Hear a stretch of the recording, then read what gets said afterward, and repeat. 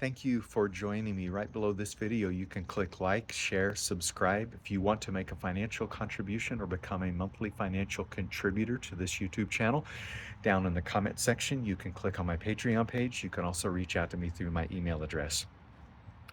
The other day, Carla and I were with our daughter and our 6-year-old granddaughter. We were at their house. It was late afternoon. It was a sunny day like today. I was in the living room with our granddaughter. We were playing.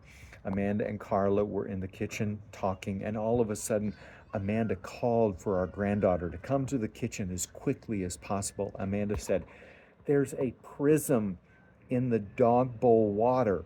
And so our granddaughter ran in, and from the living room, I heard our granddaughter ask the most brilliant question I think I've ever heard anybody ask in my whole life. She asked, "Is that God?" And our daughter beautifully helped her connect the dots in response to her own question. Our daughter talked about how God made the sun, God makes light, God makes water, etc., etc., all the colors, God makes all the colors. That was so powerful. It was holy ground to just be there while she was asking that question, is that God? And that's what I want us to talk about in this video. Is that God? Here's the thing. Sometimes we think faith can only show up in the statements.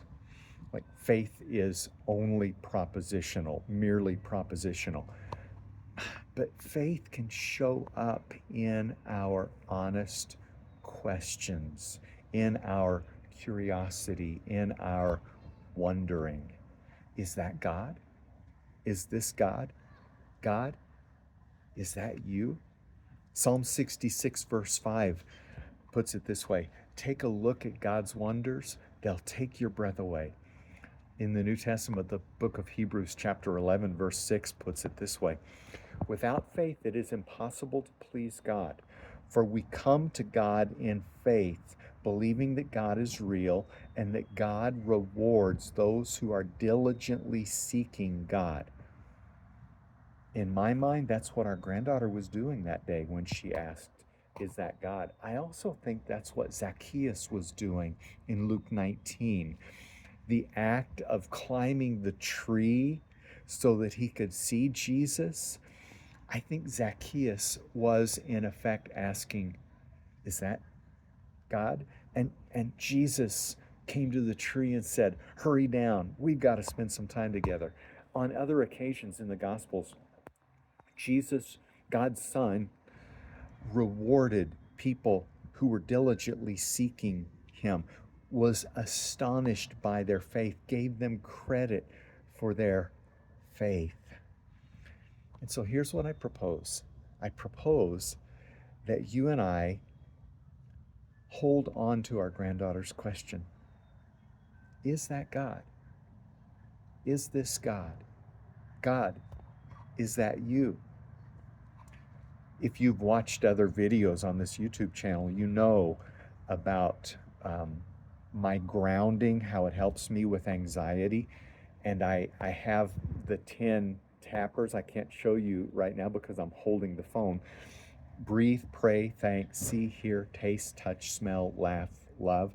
Those 10 hot spots, if you will, are contact points with God. God, is that you? I can ask that in what I'm seeing, what I'm hearing, what I'm tasting, what I'm smelling, what I'm touching, all the senses, and in my breathing. So I invite you to do that too. Is that God? When you see somebody smile unexpectedly, is that God? When something shows up in nature, is that God? When something shows up in your heart or in your mind that is bigger than you, is that God? I'll review the scriptures. Psalm 66:5. Take a look at God's wonders. They'll take your breath away. Hebrews 11:6. Without faith, it is impossible to please God. For we come to God in faith, believing that God is real and that God rewards people who diligently seek God. Don't be afraid to ask questions. Sometimes our faith shows up in the questions we are courageous enough to ask. Grace and peace.